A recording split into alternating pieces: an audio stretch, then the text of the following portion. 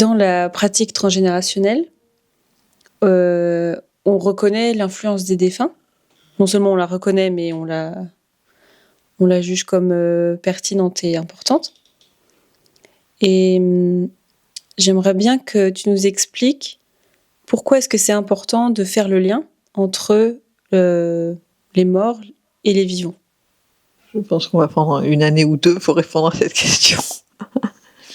Non, sans rien. Tu as raison, c'est la conscience de l'importance de l'influence des défunts qui structure le transgénérationnel. Et pourquoi est-ce qu'on doit s'en occuper et la prendre en considération? Tout simplement parce que sinon, on met en œuvre ce qu'on appelle globalement le refoulement, c'est-à-dire cette tentation de croire qu'il n'y a rien eu d'important avant nous et que nous sommes juste le produit de nos actions quotidiennes et de nos choix quotidiens, sans être influencés ou soumis à quelque influence que ce soit. Et ça, objectivement, ça tient pas à l'observation. Que ce soit à travers les rêves, les symptômes, nos choix amoureux ou autres, on voit bien les répétitions, etc. Qu'il y a une sorte de logique sous-jacente qui tente toujours de se rendre visible, et qui constitue ce qu'on pourrait appeler la loi des morts. C'est cette chose sur laquelle on n'a pas de pouvoir et qui a du pouvoir sur nous. Le mort saisit le vif. Ça ne veut pas dire qu'il n'y a pas de loi des vivants, bien sûr il y a une loi des vivants, y compris dans ce déni ou dans ce refoulement du transgénérationnel. Et les lois des vivants sont beaucoup organisées autour de leur confort, de leurs objectifs, de leur satisfaction, de leur mode de vie et parfois de prédation pour avoir accès à ce qu'ils veulent sans être frustrés. Ça peut donner la loi du plus fort, par exemple, qui n'est pas une loi très productive sur le long terme et sur la collectivité, pour la collectivité, mais qui agit, bien sûr. Et ce qui est intéressant dans le fait de mettre en parallèle ces deux rapports à la loi, c'est de voir que finalement, ce qu'on appelle l'éthique, en tout cas ce qui pour moi est devenu évident et objectif comme étant l'éthique, c'est ce qui est commun aux deux, aux vivants et aux morts, mais comme on pourrait dire qu'il y a une structure finalement qui fait le lien entre une vision quantique du monde et une vision physique du monde, qui ne sont pas antagonistes, mais qui sont des plans différents qui doivent s'articuler avec finesse. Je ne sais pas si j'ai répondu à ta question.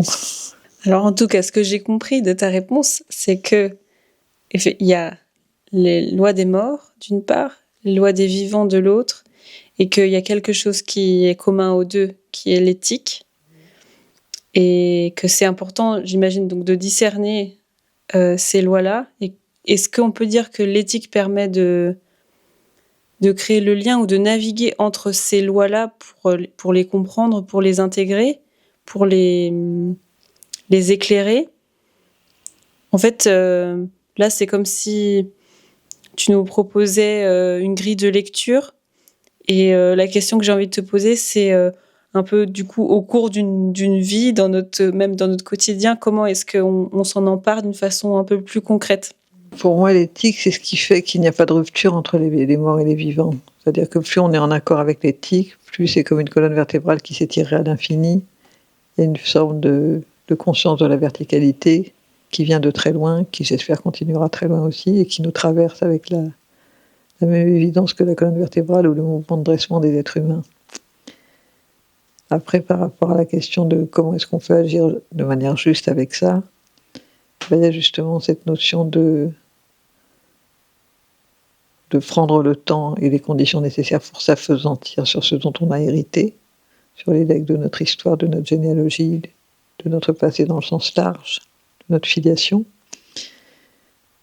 sans pour autant devenir l'objet de ça, parce que ça, ce serait comme dire que les morts nous possèdent et que nous sommes juste l'objet de leur sacrifice, ce qui serait quand même dommage, mais que nous ne sommes pas non plus simplement cet individu insouciant, joyeux et prime-sautier qui se contente de toujours chercher son plaisir de manière hédoniste, dans le déni de ce qui l'entoure.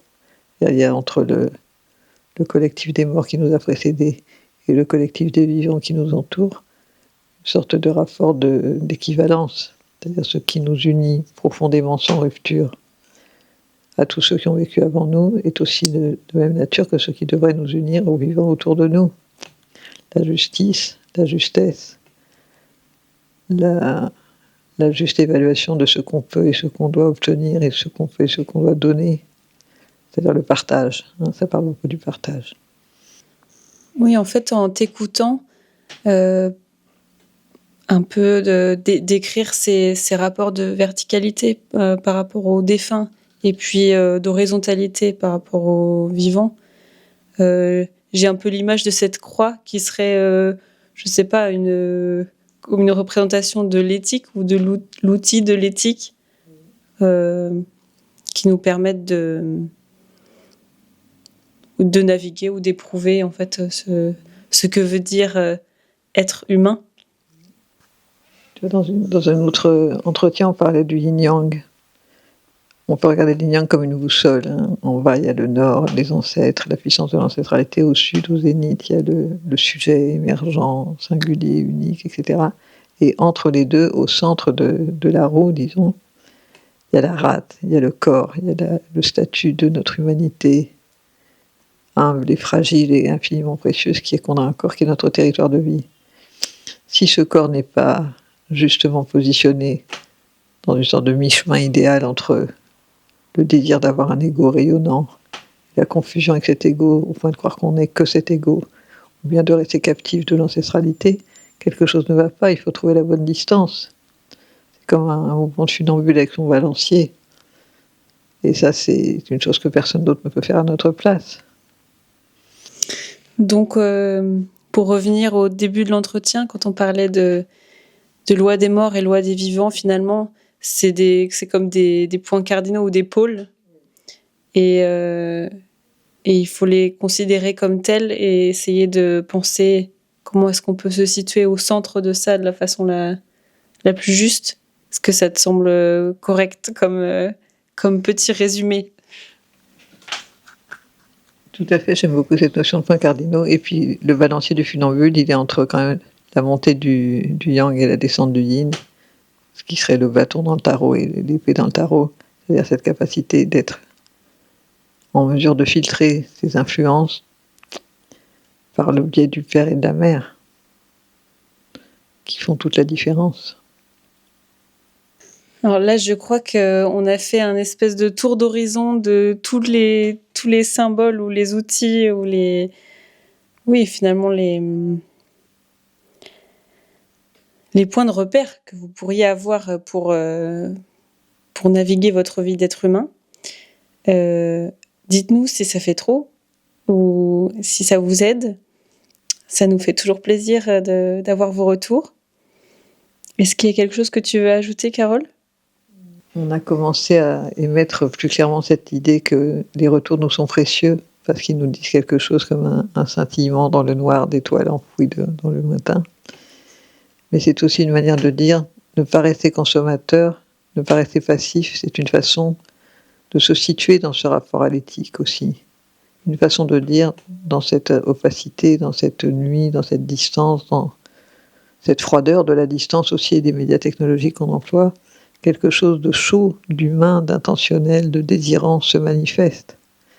Et c'est ça aussi, c'est que l'éthique n'est pas une sorte de punition froide qui risque de s'abattre sur tout. C'est que l'éthique est chaleureuse, aimante, soutenante et qu'elle nous dit la vie a du sens. Ce sens n'est pas donné d'emblée, il faut travailler pour l'exhumer parfois et le mettre à jour. Mais ce sens est généreux, bienveillant. Donc, vous savez ce qu'il vous reste à faire. Scintiller pour nous. Merci beaucoup et à très bientôt.